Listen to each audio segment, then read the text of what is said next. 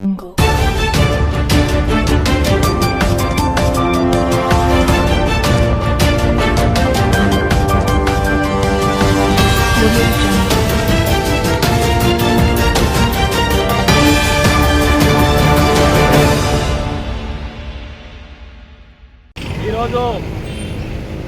ప్రజాస్వామ్యానికి ప్రాణవాయువు అయినటువంటి ఓటు హక్కును కూడా ఈరోజు హరించి వేసేదానికోసం కేంద్రంలోని ఎన్డీఏ ప్రభుత్వం ఈరోజు సిగ్గుమాలిన చర్యలకు పాల్పడుతూ ఉంది.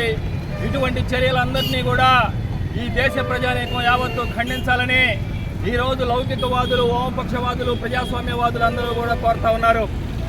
మనం చూస్తూ ఉన్నాం, ఈ దేశంలో పుట్టినటువంటి ప్రతి పౌరులకి కూడా Aadhaar card, ration card, voter card, అదేవిధంగా అన్ని రకాల కార్డులు ఈ దేశ ప్రభుత్వం ఇచ్చినటువంటి కార్డులు ఈరోజు ఓటు వేయడానికి చెల్లుబాటు కాదు అని ఈరోజు ఎన్నికల కమిషన్ అనేటటువంటి ముందుకు రావడం అనేది దుర్మార్గపూరితమైనటువంటి చర్య అనేటటువంటిది కూడా మనం గమనించాలి.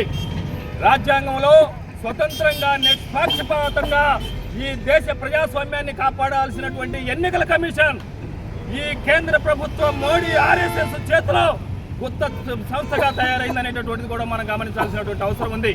అందుకని ఈరోజు మనం చూస్తూ ఉన్నాం, ఎప్పటిదాకా మనం ఓట్లేసినటువంటి ప్రతి సందర్భంలో కూడా ration card, voter card, Aadhaar card, current bill, pan card, ఆఖరికి కరెంటు బిల్లు చూపించినా కూడా ఈ దేశంలో ఓటు వేసినటువంటి చరిత్ర, ఇటువంటి చరిత్రను మొత్తం తొంగలో తొక్కి ఈరోజు కేంద్ర ప్రభుత్వము దాని తొత్తుగా వ్యవహరిస్తున్నటువంటి ఎన్నికల కమిషన్ మొత్తం ఎన్నికల యొక్క ప్రక్రియని అపహాస్యం చేసే విధంగా తయారైన ఇది కేవలం ఈ దేశాన్ని హిందూ రాష్ట్రంగా మార్చేదానికోసం నియంతృత్వంగా ముందుకు వెళ్తుందనేటటువంటిది కూడా మనం గమనించాల్సినటువంటి అవసరం ఉంది.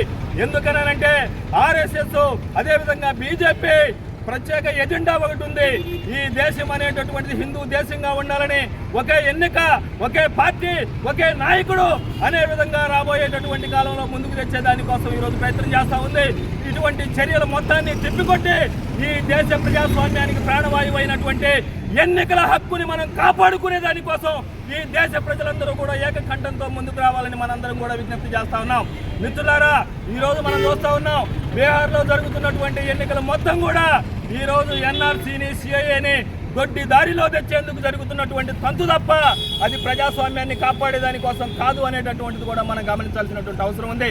అదేవిధంగా నిన్ననే ఈ దేశ ప్రతిపక్ష నాయకుడు మొత్తం ఈ దేశంలో జరిగినటువంటి ఎన్నికలన్నింటి మీద మొత్తం గంటన్నర సేపు ప్రజానీకానికి తెలియపరిచాడు.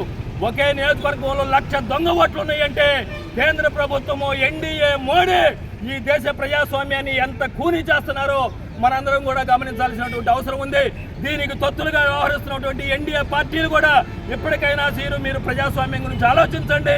వేదికల మీద ప్రజాస్వామ్యం కాదు, మీ మాటల్లో ప్రజాస్వామ్యం ఉండాలి, మీ చేతుల్లో ప్రజాస్వామ్యం ఉండాలి. ఆ రకంగా ఉండకపోతే రాబోయే కాలంలో ప్రజలు బుద్ధి చెప్తారనేటటువంటిది కూడా హెచ్చరిక జారీ చేస్తా ఉన్నాం. అదేవిధంగా మనం చూస్తూ ఉన్నాం, ఈరోజు కేంద్ర ఎన్నికల కమిషన్ అనేటటువంటిది 324 ఆర్టికల్ ప్రకారం స్వతంత్రంగా వ్యవహరించాల్సినటువంటి సంస్థ ఈరోజు దారుణంగా వ్యవహరిస్తూ ఉంది. ఎందుకనంటే ఈ దేశ సుప్రీంకోర్టే చెప్పింది, ration card, voter card, Aadhaar card ఈ మూడింటిని కూడా అర్హులుగా పరిగణలో తీసుకోమనంటే ఈ 24వ తారీఖు నాడు మేము తీసుకోలేని అఫిడవిట్ ఇచ్చింది. ఎంత దుర్మార్గం అండి ఇది! నువ్వు ఇచ్చినటువంటి ఓటర్ కార్డు కూడా నువ్వు పరిగణలో తీసుకోకపోతే ఏంటిది? అందుకని ఈరోజు కేంద్ర ప్రభుత్వం ప్రజాస్వామ్యాన్ని నేతి బీరకాయలో నెయ్యిలాగా ఈరోజు ప్రజాస్వామ్యం చేస్తూ ఉంది. రాబోయేటటువంటి కాలంలో ప్రజా సంఘాలు, వామపక్షాలు, లౌకికవాదులు, ప్రజాస్వామ్యవాదులు ఈ దేశంలో ఇటువంటి చర్యలు వ్యతిరేకించే దానికోసం అందరూ ముందుకు రావాలి. ఆ రకంగా జరిగే పోరాటంలో మీ అందరూ పాల్గొవాలని మరొకసారి విజ్ఞప్తి చేస్తా ఉన్నాం.